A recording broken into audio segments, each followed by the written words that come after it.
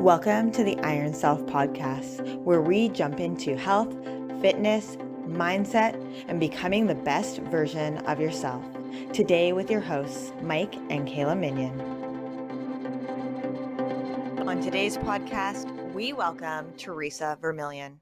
Theresa has a coaching business called Lighter Life Coach. She started it because there's a need for women to understand that their value does not depend on their size, age, weight, looks, or IQ. She believes there is a different way to get healthy because getting healthy involves so much more than just diet and exercise. By using life coaching tools, she guides clients to a deeper understanding of their emotions and shifting their mindset for greater success with their health goals. Theresa uses personal empowerment coaching to guide women to at the end the struggle with their overweight, overwhelm, so that they have the lighter body and lighter life that they desire. Her expertise comes from her experience, knowledge in education, health, personal growth, fitness, and life coaching. Theresa has a degree in education along with multiple certifications in health and fitness. She lives in Cincinnati, Ohio with her husband and occasionally one of her 3 grown children. Theresa's favorite thing to do is being outside, learning new things, and playing with her dog, Magic. Thank you so much for joining us here today, Theresa. Everyone, please give her a nice, warm welcome. So welcome back to the Iron Self podcast. Today we have Theresa Vermillion joining us. We are super excited to have her. Welcome, Theresa. Thank you. It's great to be here. Thank you so much for having me on. So today we are talking about shifting our emotions and mindset to help make choices easier. And I know that you've got a wonderful acronym and a way that you kind of you start to introduce this to your clients. And so I'm super excited to kind of jump right into that. But maybe let's start with like a little bit of why do you think it's so important to begin to shift our emotions to help make those choices easier? Well, the emotions really are what drives our actions, right? I feel like when we want to make those healthy changes, we want to lose weight, we want to become more active, have less aches and pains.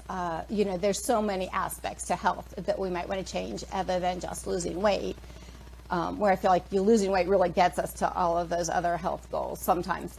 But, I think a lot of times when it's like, I just have to force myself to do this and to lose weight or to go on a diet, whether that's calorie restriction, or whatever choices, whatever that looks like for you, it often feels very forced. It doesn't feel natural. It's like we just have to do this because we have to get healthy, and that's what we're taught to do. That it's all about diet and exercise, and then we're fighting with ourselves to make ourselves make these choices. And when we look at our emotions behind our choices, then it's like it becomes easier to want to choose what we know we want to do for ourselves. I think, especially at the start of any fitness journey, any journey really in life, the easier it is to make those decisions, if you make it easier on yourself, there's a much higher rate of success than if you make it this impossible task where you're changing everything right now. It makes it that much harder to get towards those goals. Whereas, like you were saying, if you're making it as easy as possible, you actually have a higher rate of success. Yeah. And I think with emotions too, where they come into play is that we actually tend to remember emotions, right? We remember a situation and how we felt in that moment. And so with like a lot of the weight loss, like you were talking about, it becomes like this apprehensive journey of things I don't really want to do. So when we begin to shift the emotion that is tied to that and make it into something that I do want to embark on, or whatever, whether it's weight loss or whatever your fitness related goal is, it becomes something that I do want to do. We're changing the entire perspective on this versus, oh my goodness, I have to make this happen, to I'm excited to see what happens. Yeah. Yeah.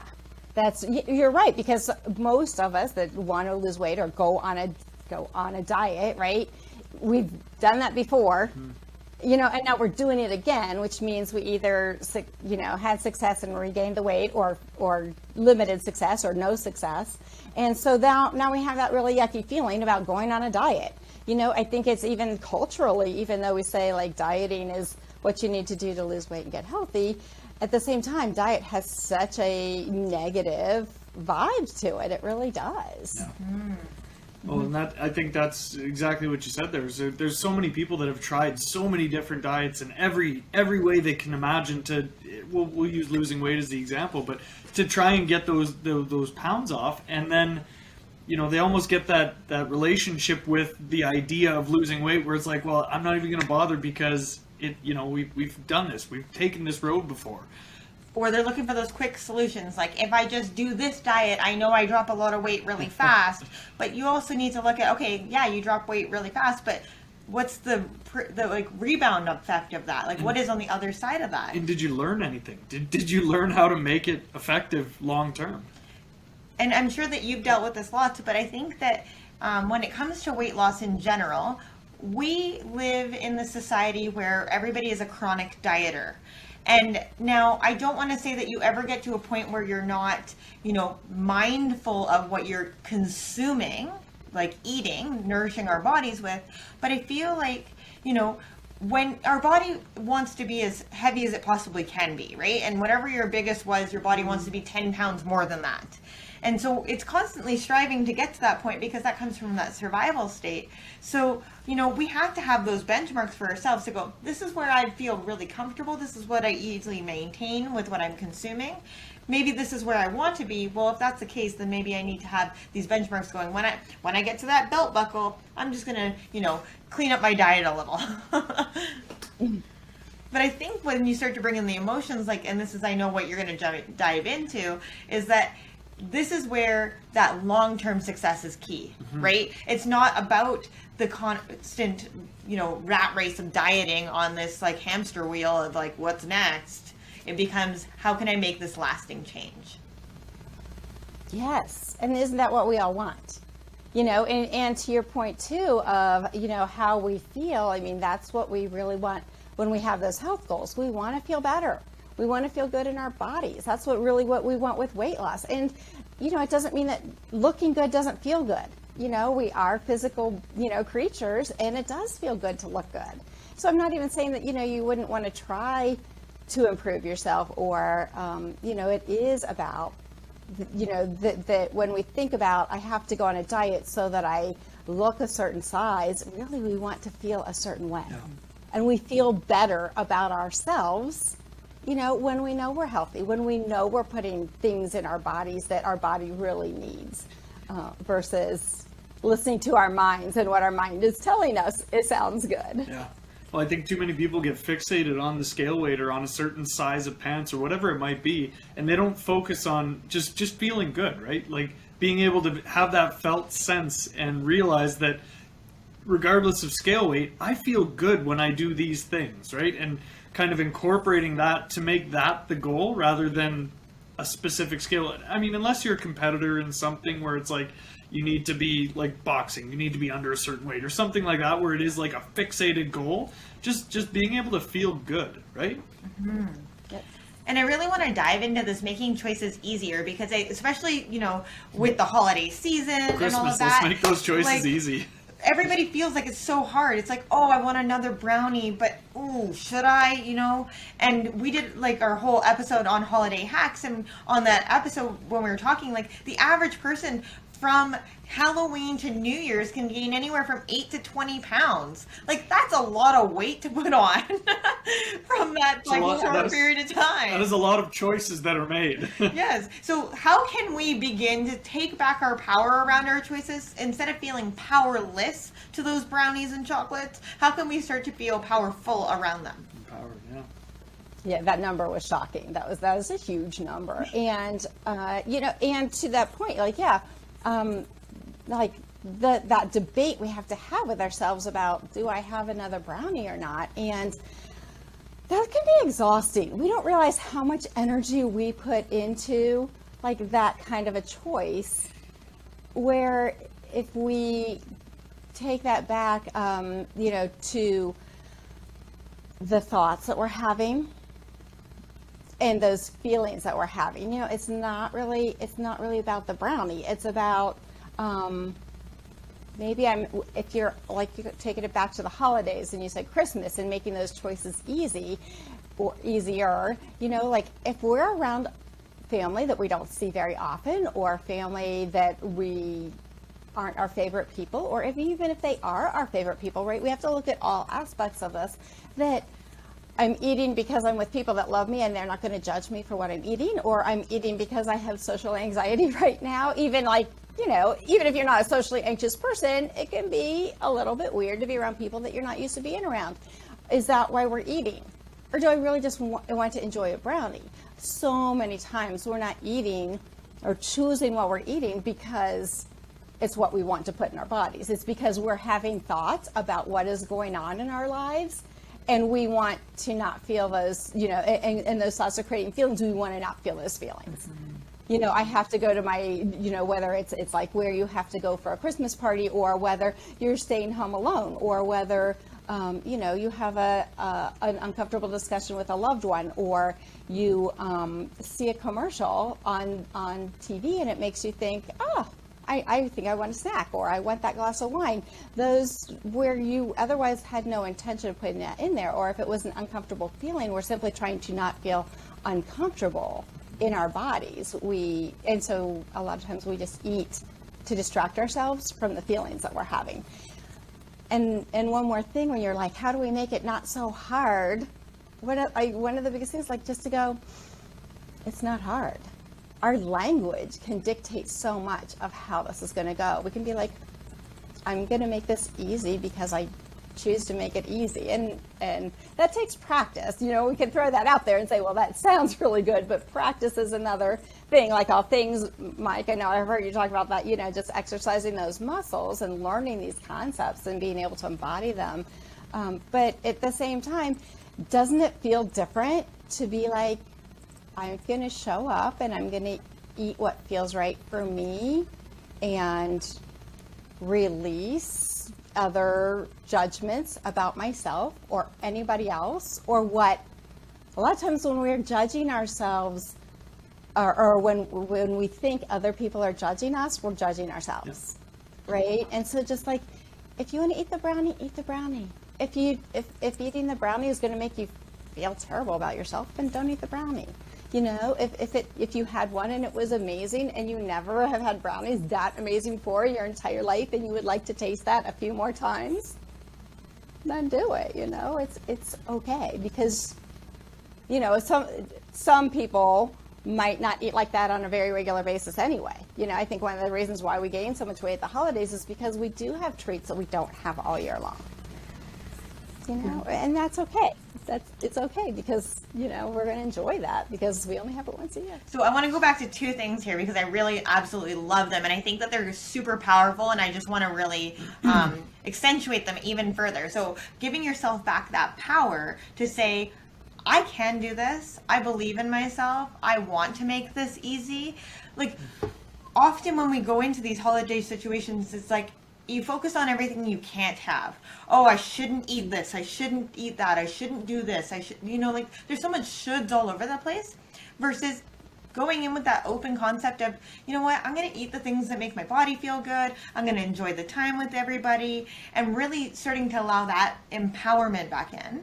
Okay, so that's the first thing I really wanted to touch on, that I think was amazing that you said, because I think the listener needs to understand you have the power in you at all times. It's that mindset shift. It's again the story that you're telling yourself, right? If you go in telling yourself that you're a bad person if you eat this, that, or the other thing, well, everybody wants to be that little bit of a rebel, so they're going to do it anyways, and then you're just going to beat yourself up about it. So instead, give yourself the story of, I'm going to experience today, I'm going to enjoy myself. If I see something I want, I'm going to have it. No guilt, right? Like, the rest of the year, we don't have this, so I'm going to have these butter tarts on Christmas and enjoy them. But without it being a license to kill either, right? It's like, you know what, I can enjoy it, but I don't need to enjoy all of it. And that comes back to the power of your choice. You can choose to try one, have one. But the choice is also to put it back down at the end, right? You don't want to have one turn into 5. It's a slippery slope. And that second thing I wanted to touch on that you said, because it's truly like, this is where the power lies, is sitting in that discomfort, right? We are creatures where we don't want to feel uncomfortable, right? Like you said, when you get into a social situation where maybe you feel uncomfortable, maybe you're going to eat a little bit more or drink a little bit more than you might otherwise do, or you're going to do things to try and make yourself feel more comfortable, satiate yourself, right? rather than sitting in that discomfort. And that true power lies in sitting in that discomfort. And I know when you and I were first talking outside of this podcast, we had to have that discussion of like freedom truly lies on the other side of discomfort. And I think that that's where it's like, sit with that discomfort a little bit. Like, I want another brownie. Guess what? I feel anxious. I'm feeling like slightly uncomfortable. Get butterflies over a brownie. I freaking do. I love sugar. I have this like thing where I love sugar and I love chocolate. And so like when it comes to like holding myself back, I get like butterflies, like anxiety around like, should I have another one? Should I not have another one? But I think that just sitting with that discomfort and going, I feel uncomfortable. That's cool. Acknowledging it. Where is this discomfort coming from? Is it really coming from the fact that I need to have another brownie? Or is it coming because I just didn't enjoy the first one, like I ate it too fast? Am I looking for that dopamine hit of that anticipation of eating it, and it's not actually going to be that good because it's really just the anticipation dopamine hit that I want? Or is it that like I'm trying to satiate another need? Like what kind of thing am I looking for at the end of this? Questioning yourself, sitting with that discomfort. And I call it the discomfort delay. You sit with yourself maybe 5-10 minutes, wait a little bit, see, do I need more? Do I need to acknowledge something else? Maybe I need to just get up and move.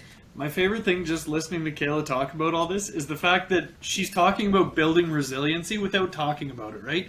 And it's funny because we always talk about, finding comfort and discomfort and learning how to build your resiliency at all different times. I've never thought about it about food until she just said this, but realistically, when she's salivating, when she's having those thoughts about the next brownie, that is a stress response. Your body's like, I need that. And your body's going into that stress response, and being able to notice that, take a second, breathe, think about it, and come back out of that stress response is building resiliency around the holidays. And I don't know about you, but like for me, when I was a kid, the way that I got shown love a lot of the time was my mom would buy us things and show us that very much in regards to food, right? Like it would be like, oh, you guys have been so good, or I love you so much. Here's this pie.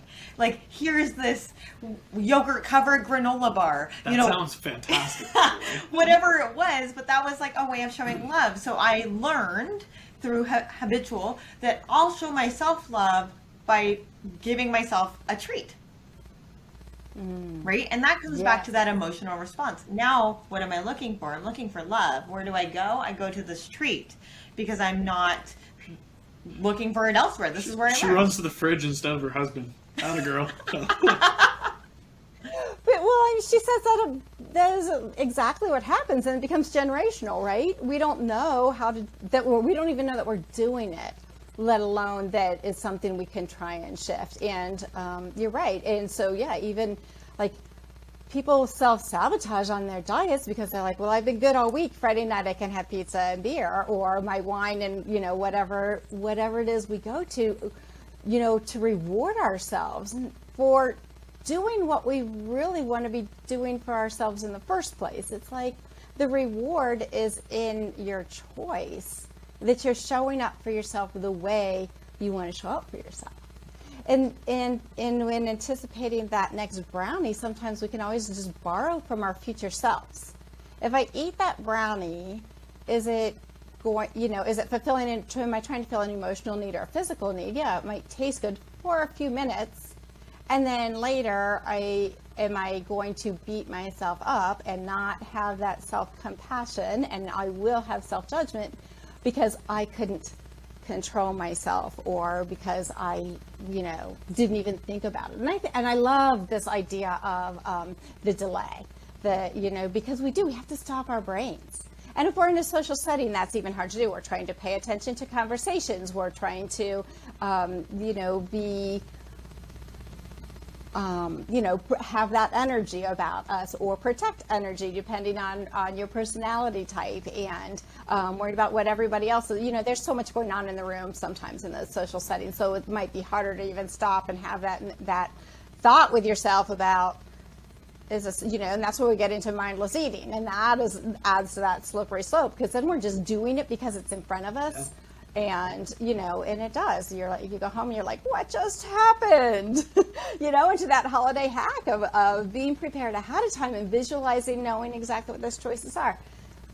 Sometimes it might we might slip up, and that's okay too. And just knowing, like, when we started this conversation a little bit about that feeling of, why we do this is because of a feeling. And if we can learn to feel that compassion and love for ourselves first, it's much easier to give ourselves what we need, rather than to say, I have to weigh a certain number or look a certain way before I can love myself. Awesome. That is so critical, right? Because it's never about that goal, that end point, right? Like we always talk about, like, the confetti doesn't fall from the sky when you hit that goal. I mean, it would be amazing if it did, but it doesn't, because you're going on the journey, and that's really where you learn about yourself, and that's really where the greatness takes place. So if you just began to love and accept yourself in that journey and really truly enjoyed the journey and brought that feel-good emotion into it, well, that's really what this whole process is about, right? And like, if you can look at like behavioral integration, right? And that's like the idea of like eliciting the behaviors of the person that you want to be, right? And you were talking about like starting to use those behaviors, borrowing those behaviors from your future self. Same idea, right? It's exactly the same concept. It's like, it's not fake it till you make it. And I want to be very clear, because it sounds like that, right? I'm going to adopt the behaviors of the person that I want to be. Well, that does sound like fake it till you make it, but it's a different perspective shift, right? Fake it till you make it means I'm not this person, so I'm going to pretend to be this person, and eventually I'll just be this person. Whereas rather than embodying it and becoming that person, right? And it's coming at it from a different perspective. If I start doing all of these things that this future self of me will do, that this version of me wants to do, then I can actually just start doing that. And that's changing that entire behavior pattern. That's changing the entire neuro patterning that's going on in your brain. And that's really that behavior shift overall. Yeah. Those I am statements, instead of, saying that again, fake it till you make it, or becoming, embodying that, and starting with those I am statements. They're powerful. Yeah. Yeah. It is. And the journey is so important, because the journey is how you learn to become that person. And even if you reach a goal and the confetti either falls from the sky or doesn't, that, I think that's one of the things with diets, is we hit that milestone and then we think the journey ends. The journey doesn't end when you hit the goal. The journey continues. We can confetti should fall from the sky. We need to celebrate those things and continue. And I think sometimes when we have that goal, we think, oh, okay, we can stop now, but that's where that journey, that process is so critical, because it does teach you all of those things that you do want for yourself and how to continue it, whether you reach the goal or not. Well, and the journey is where you learn all your habits, right? That's where you start stacking your habits to create success. So if you negate the journey, then really you're not admitting that you learned anything. So I was looking at this from like a bodybuilding perspective. I know after I did my very first bikini competition, there was like this, I hit that goal, I was on stage, I did it, and then I went into like this downward mental spiral. I mean, mind you, there was a lot of stress going on in my life at the time for other reasons, but this downward mental spiral, I no longer had a goal. I had hit it. Mm-hmm. That was it. It was over. What next? And I felt lost. And it was like this really defeating feeling. And it was like, you think you hit the goal and it's going to be amazing, and then you keep going. But I hit the goal. It was great. And then there was nothing. And I felt defeated and not empowered. And I think that that's where it's like, there's always going to be another goal. And I think people need to really realize that. Like, there's just going to be, you hit this goal, there's another one. Hit this goal, there's another one. Like, just keep setting those goals. But like you're saying, that journey, that resiliency within that journey, that's where the power lies, because that's where you live. You don't live at the end point. You live in that journey. Mm-hmm. So good. So good. So let's dive into your concepts, because I know that you have some really powerful concepts to help people really start to transition from that emotional state into making their choices easier. So I call it G.L.O, G.L.O, and it's just a simple 3 steps. And it goes back to what you said about that delay of, the very first thing with the G is to get clear. Like, what is going on here? Am I just in a social situation that's making me uncomfortable? Am I upset about something somebody said? Did I see somebody else eat a brownie that looked really amazing, and so now I think I want a brownie when 5 seconds ago I didn't want a brownie, or am I feeling something? Am I mad that person just rolled their eyes at me? There's emotional circumstances, and then there's those physical triggers as well. So just getting clear about, hey, what is really going on here? Or was I in a meeting at work and I said something that I think sounded really stupid, and now I feel like an idiot, even though we're just judging ourselves. So get clear on what's really going on. And then L. No, I was just gonna say. So for get clear, would you say like it's important to like come up with a name? Like if it's an emotion, are you naming the emotion? Is it something that you want to be able to physically have there? If you can name the emotion, yeah, I'm really frustrated right now. I'm really mad. And we have to remember, like, and those we would label as negative emotions, right? Even though we can even step back and say emotions aren't negative or positive. Some of them feel uncomfortable in our bodies, and we think that's, there was a time when I thought it was bad to feel bad. And life's 50-50. We can feel bad 50% of the time, and 50% of the time things are going our way and amazing, and we're really, really happy. And so that was a lot of unlearning that I needed to do on my personal journey, and I'm guessing it's true for most of us because I feel like it's a societal, cultural thing. And so, naming that emotion. So I think a lot of us, like, we have two emotions. We're good or we're bad, so expanding that vocabulary even of how you could name some of those emotions. But sometimes we just, we feel things, we're anxious, but we are not sure about what's making us anxious. And it's that car in front of us that won't go fast enough, when we're trying to get somewhere, and that's making us anxious. So yeah, whether it's like I'm stuck in traffic or I'm very frustrated. Mm-hmm.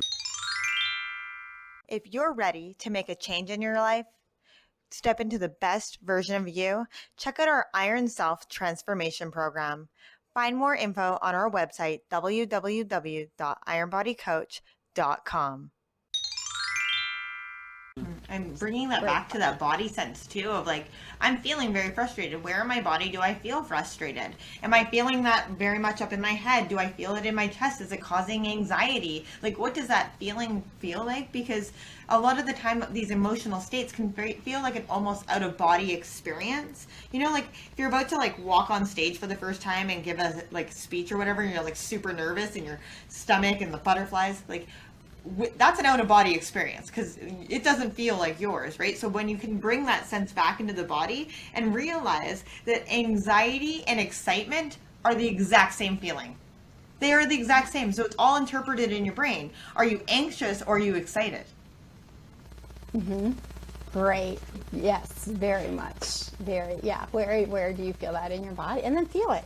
Mm-hmm. We're so quick to stop that uncomfortable feeling that, with a brownie or whatever it is we want to do. And like, if we feel those emotions and just sit with them, yep, they tend to just pass on by and then they're not buried inside of us. I agree. I love that. Just 100%. Totally allowing yourself to feel it, to go through it. Because I think the more you suppress it, the more it's going to keep coming up. The stronger it gets, yeah. Right?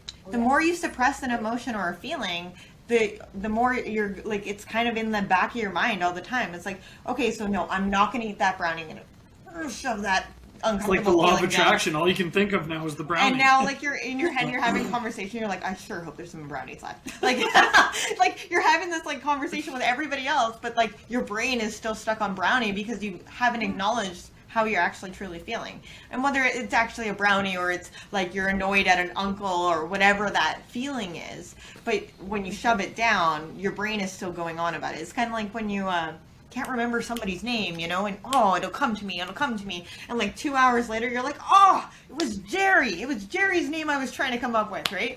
And it's because your brain is still actually working at that subconscious level. All right.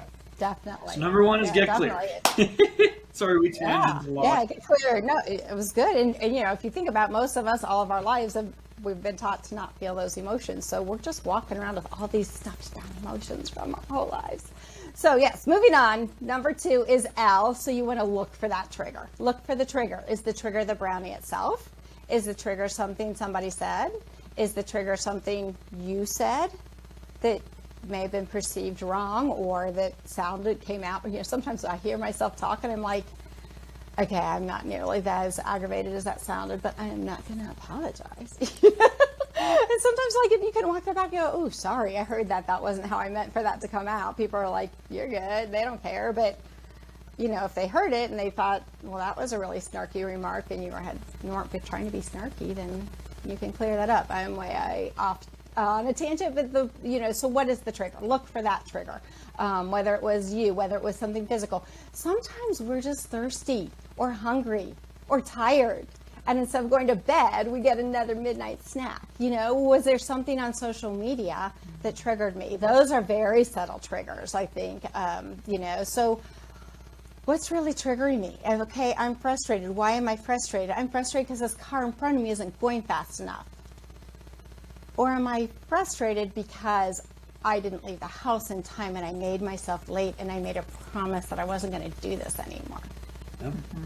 I think for me, sometimes, and this is where, like, the trigger, I think when people hear the word trigger, they're like, oh, it has to be a bad thing. It has to be something that causes that. Like, it might not be something bad. For me, often the trigger is myself, and it's really me comparing myself to others. So if I get into a social situation, I'm around a bunch of people that maybe aren't in the same industry that I'm in regards to health and fitness, and I want to feel like I'm relating to them, I automatically go to food because I love food. And so it's like, oh yeah, sure, I'll eat that chicken wing. I know it's going to make me feel like crap later, but guess what? Everybody else around me is eating chicken wings and drinking beer. And so this is what I'm going to do so that I feel like I fit in.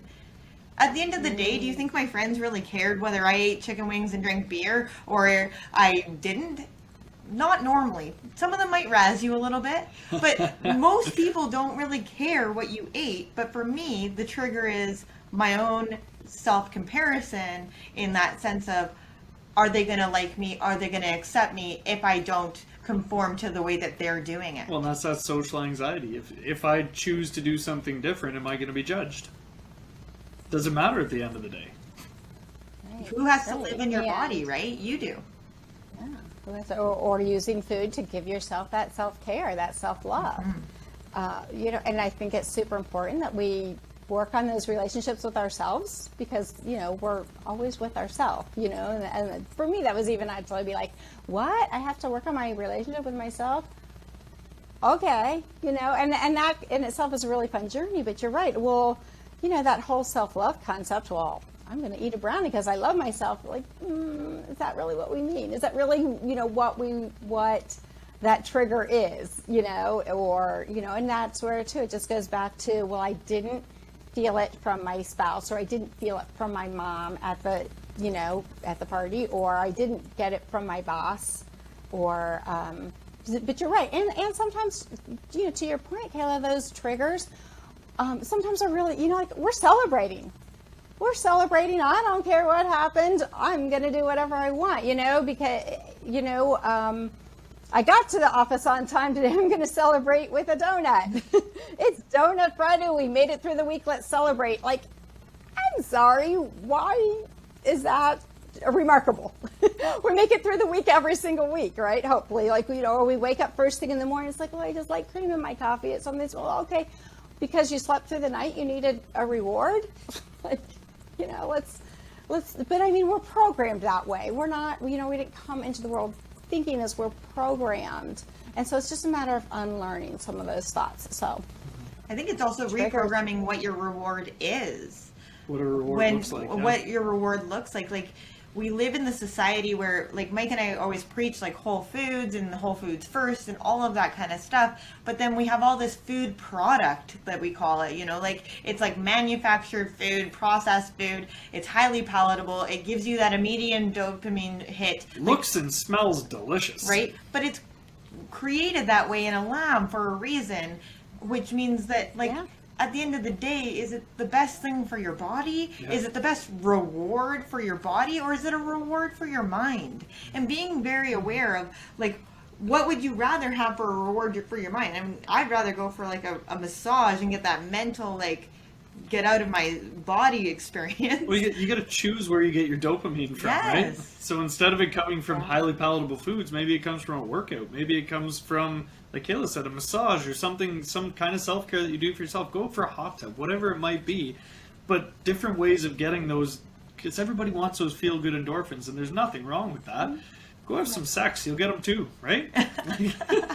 Go outside, go on a walk. Yeah, go sit in the sunshine. There are a lot of ways to do it, and that's a really great point. That you can get them in so many a lot ways, of different ways.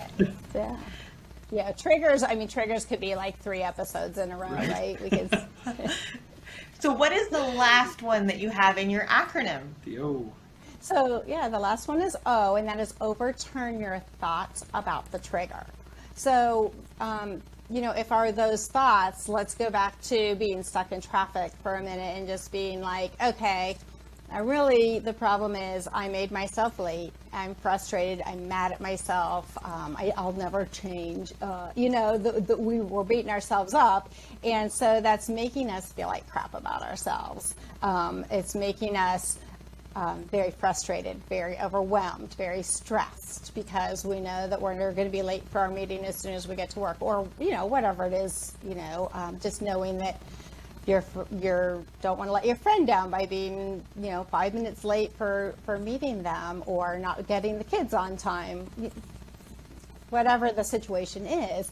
So it's overturning that thought about the trigger. And let me be very clear here, and going back to the thing about feelings, it's like, I'm not saying not to feel that feeling. I'm not saying to be like, well, I'm not gonna feel this about myself, but it's like, it's more of taking that breath and having that pause, that delay, and saying, you know what, I can't do anything to change this right now.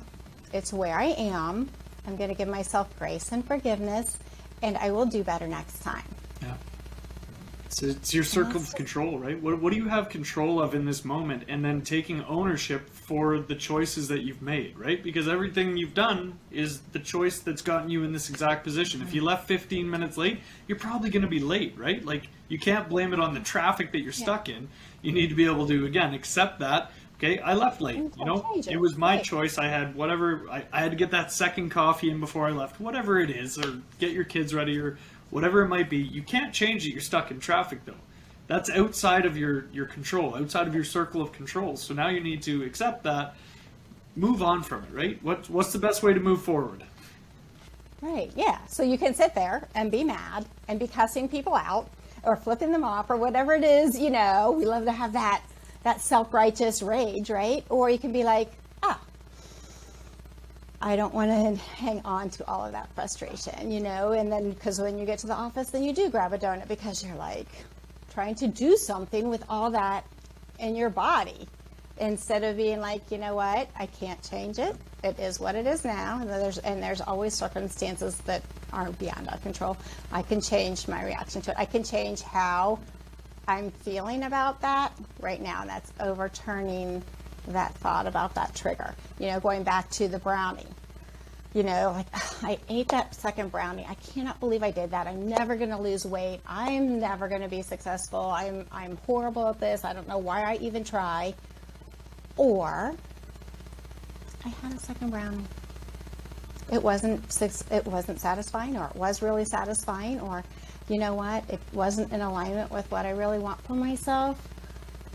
I'm going to remember this feeling, so next time when I have that choice, I'll be a little bit more aware of what it is I really want to choose in that moment. And it's okay. Thank you, body, for reminding me that I really don't want 2 brownies, because it's going to feel terrible. I was thinking about what you said earlier about being our own triggers, and about having the wings and beer, because I'm the opposite. I feel like if I have wings and beer, that they're going to judge me because I'm a health person and I shouldn't be eating wings and beer. So I was like, oh yeah, we're like, do the same thing and for opposite reasons. That cracked me up. But to be like, okay, so I had wings and beer. My body's not happy with me.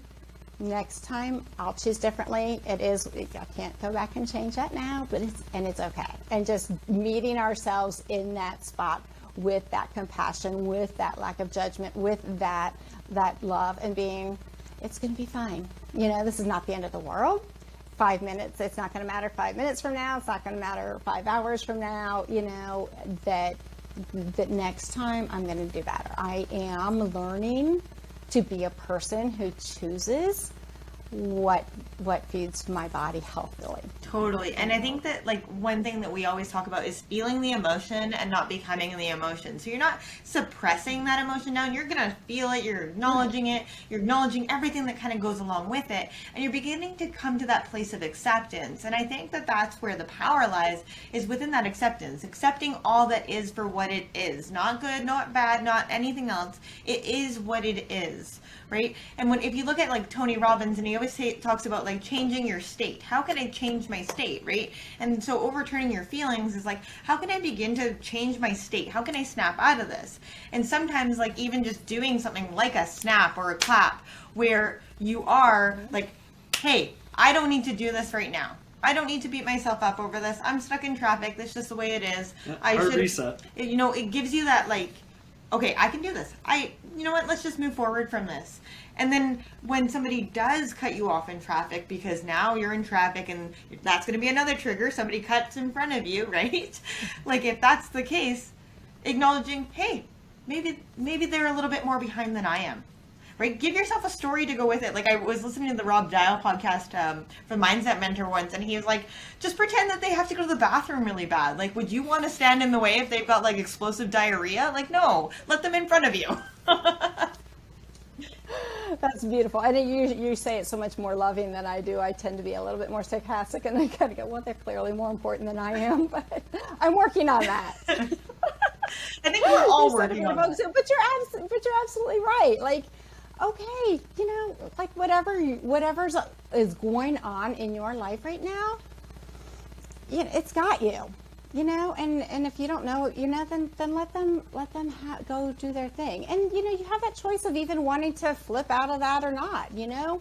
Sometimes we feel very like, I don't want to let go of this anger or this frustration or this stress. I'm going to hold on tight to it because, you know, that gives me an identity, that serves me, you know, in some way, instead of being like, I don't think life is meant to be this hard. You know, we really, you know, I do this too. Like, we get significance by making it hard. If it's hard, then by golly, we've achieved something. It's validation, yeah. You know, instead of being like, okay, this can be easy and it can be fun and it's a journey and I'm going to learn and it's going to be awesome. Yeah. And I'm going to screw up and I get to be all of those things. I love that. Like, I just love that it doesn't need to be hard. We make life harder than it is. Just like a diet doesn't need to be hard. Eat whole foods. Nourish your body with things that feel good to your body. Learn to listen to your body. And yeah, really coming back to that felt sense. But like, we tend to overcomplicate things, and I think a lot of the time that overcomplication happens inside of our brain. We make a mountain out of a molehill. And I often will say to people, take these to-do lists or whatever it is that you are replaying in your head and put it on paper.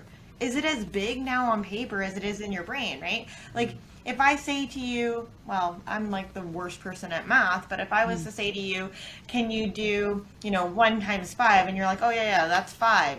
But then I say, like, I need you to do like 5,689 times 239. And you're like, and you're trying to figure that out in your head, it feels like a really big problem. But if you took that and you put it on a piece of paper and you did your math equation. Old school, not new school, because the kids' math these days is a nightmare. But old school math, okay, so we're doing our long form multiplication. You can figure it out, right? Because it's not as big on paper, but then in your head, it's like, oh my goodness, I'm never going to get this. Yeah. Yeah, and even take that back to your weight loss goal or to going on a diet. Like, I can do this and it's going to be easy. Mm-hmm. It's just a totally different, mindset and a different energy level than like, I know this is going to be so hard, and that can go to like quitting smoking, quit drinking, whatever it is that you need to do, to quit sugar or, if you're pre-diabetic or anything like that. Be like, it's going to be easy and it's going to be fun and I can do this, and then go do it. but we do. We fight with ourselves. Well, we all And you're intrinsically absolutely know, right. It's all- right? We all intrinsically we know do. what we need to do, right? You don't need to follow a certain program. Like, there is not one exercise program that is specific, totally perfect for you. You might have somebody that custom builds you an exercise program that is meant for you and your goals, and that is totally still custom to you, but might not be the perfect one for you because there isn't perfect. Yeah.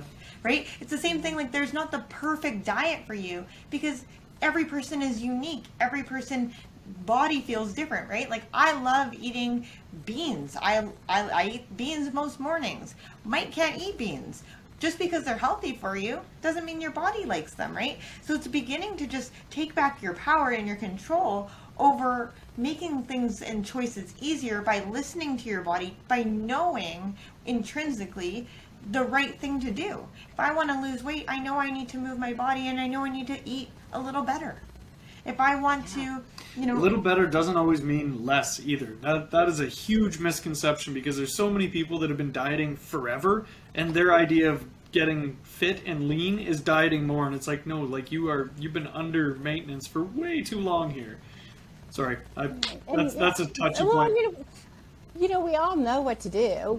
If we just don't eat the processed foods, don't eat the sugars, and get our water, get our sleep, and you can read a headline and not even have to read a whole article, and we all know. And again, I think you're absolutely right. It is intrinsic in us. We've been conditioned, right, and taught beliefs that we don't know how to take care of ourselves, and even like back to the carbs and what tastes good. I mean, the end of the day, if you're able to decondition your brain and your taste buds, because our I feel like our taste buds get conditioned, and I love potato chips, but honestly, a green bean tastes better than a potato chip. It actually has way more flavor than a potato chip. But man, is it hard? I am trying to not use the word hard, but it was challenging to change my brain to remember, like a green bean is going to taste so much better than a potato chip. And eat the green or the broccoli or whatever. Vegetables get a bad rap, and I don't think they need to. It's 14 days to change your taste buds. So your taste buds actually do swap out every 14 days. So if you can take 14 days away from a food item that maybe is a trigger for you, so let's say that potato chips are a trigger because you tend to overeat them, like an entire bag, Mike. But yeah, no judgment. No judgment. Yeah, take 2 weeks away from it. Just try it. And then go back and try and eat them. Like, we did that. Yeah, and then I couldn't touch them. They were so salty and just... I think he had a handful, and he's like, I'm good. And I'm like, that's it? He's like, yeah, I'm good. And it's just because his taste buds had changed over. So then when he did have them, they're super salty and just way more flavorful than I think they were you too much flavor. They hurt my tongue.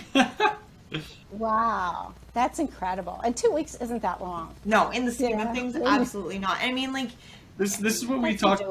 We talk to our clients about this a lot because, say it's a 3-month program. Like we do our transformation program. The first 3 months, it's like if you look at your entire life, like the average lifespan in Alberta is 84 years. 3 months out of that is like 0.007% of your entire life. So if you can't take 0.007% of your life to change your life drastically, then what are we doing? What are we doing here? Right. That's awesome. And that's a great. I think your emotions are so tied to this. Like when you're talking about all these choices, like, and how we do intrinsically know, well, what muddles us up? Ourselves, our emotions, our head, right? Like if I'm having a bad day, what do you think I'm going to reach for? Like I want to have some chocolate and a glass of wine. That's what I want. Or, I've had a long day, not a bad day, but now it's been a long day. I've done lots of work. I want some chocolate. I want some wine. Give it to me. Like it's not like I had a long day and I just want a bowl of broccoli. Like that just doesn't happen, right? Because that emotional state says you also need that dopamine hit and that feel-good feeling that you get from wine. But why can't you get that from broccoli?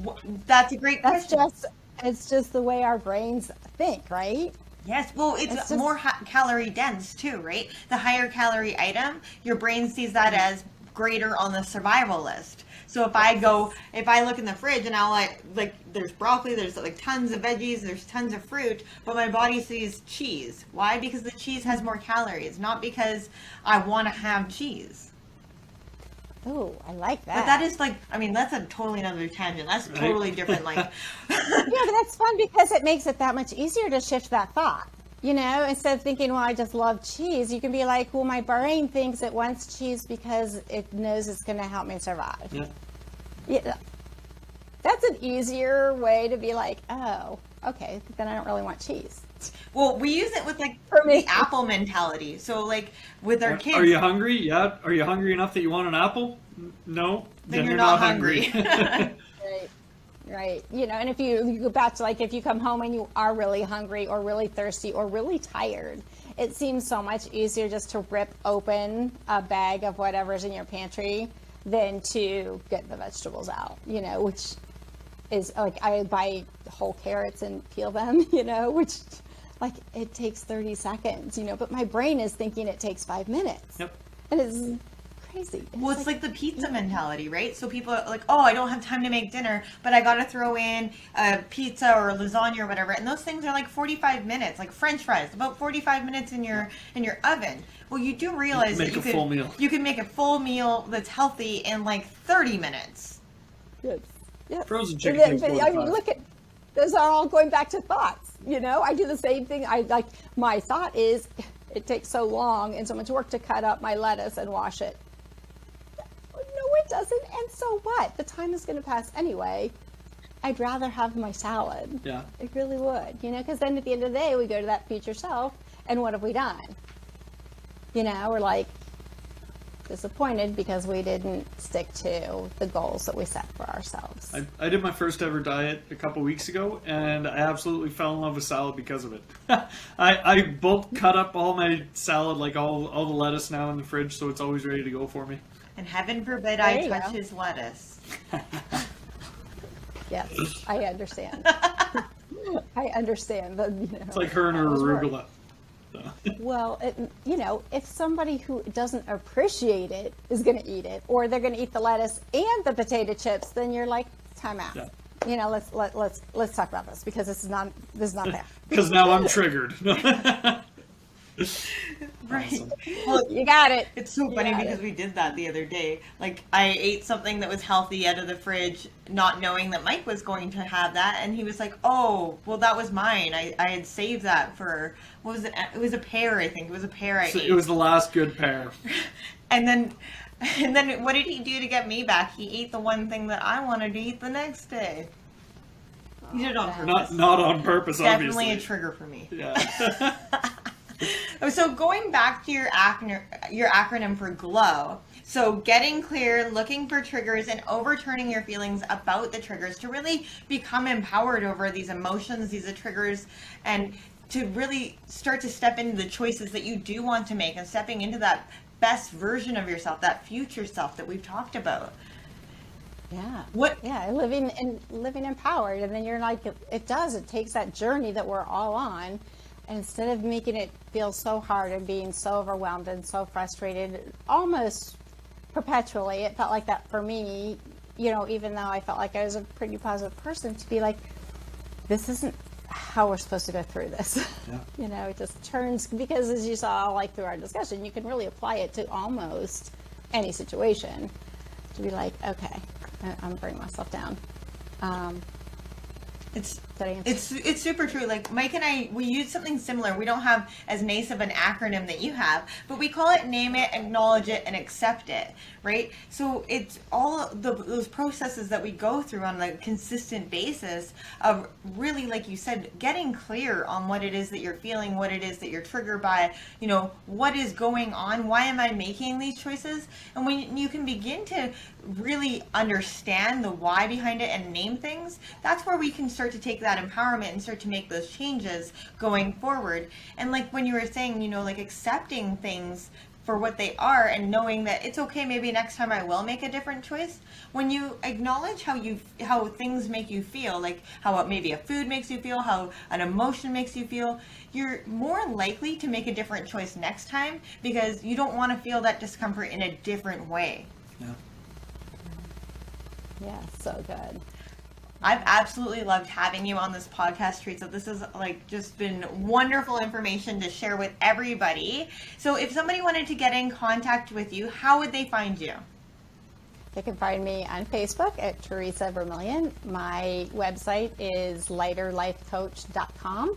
And if you want to download a free guide about this process, they can go to itsnotaboutthecupcake.com. Oh, I love that. That's awesome. absolutely amazing. So we will put that all in the show notes so that people can just link right through. They don't have to worry about getting their pen and paper out right now. No. But thank you so much for coming and joining us today. It's been a truly amazing conversation. It was great having you. Thank you. Likewise, it has been really, really fun, and I really appreciate being here. Thank you so much. Always welcome back. Yeah, have a great day. Bye for now. Yep. Thank you so much for listening to today's episode. I hope you found tremendous value in the information that we discussed. If you want to reach out to Theresa, you can get a free download guide to stop the mindless eating in 3 simple steps from itsnotaboutthecupcake.com. You can also find more information about Theresa and her services at lighterlifecoach.com. If you have any questions, comments, or concerns, you can feel free to reach out to us at ironbodycoach.com and check us out on our social media. Thank you so much. Share this episode with your friends, your family members, or anyone else that you think would find value in it. Have an amazing rest of your day. Bye for now.